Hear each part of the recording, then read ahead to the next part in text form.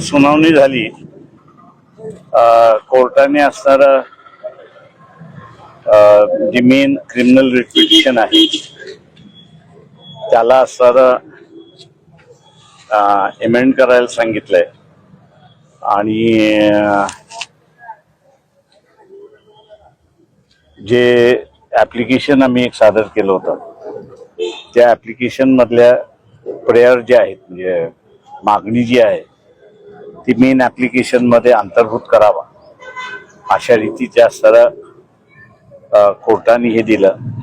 एक आठवड्यानंतर पुन्हा हे मॅटर हिअरिंगला होईल आणि मी अपेक्षा धरतो की त्या दिवशी ते फायनल होईल असं मी मानतो. नेमकी काय तुमची मागणी होती? ते माझी मागणी दोन आहेत. एक तर कायदा अपुरा आहे किंवा तो अपुरा असणारा कायदा दोन जण करू शकतात पूर्ण. एक तर कोर्ट स्वतः किंवा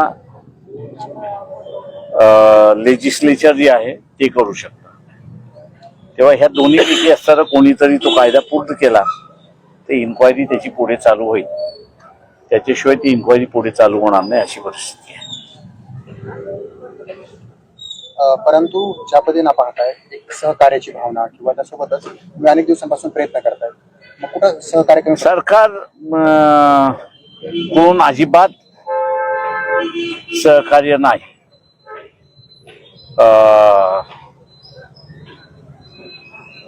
जे सरकारी वकील आहेत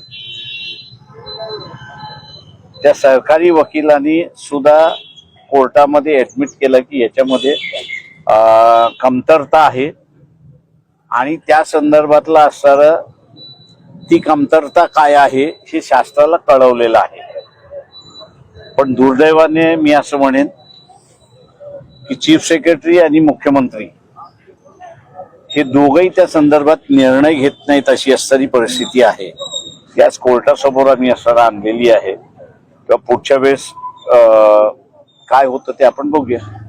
आता तुमची मागणी काय? लक्ष नाही, आमच्या सर मागणी म्हणजे त्याच्यामध्ये लक्ष घालावं. कायदा हा अपुरा आहे तो पूर्ण झाला पाहिजे याच्यासाठी आम्ही लढत राहणार.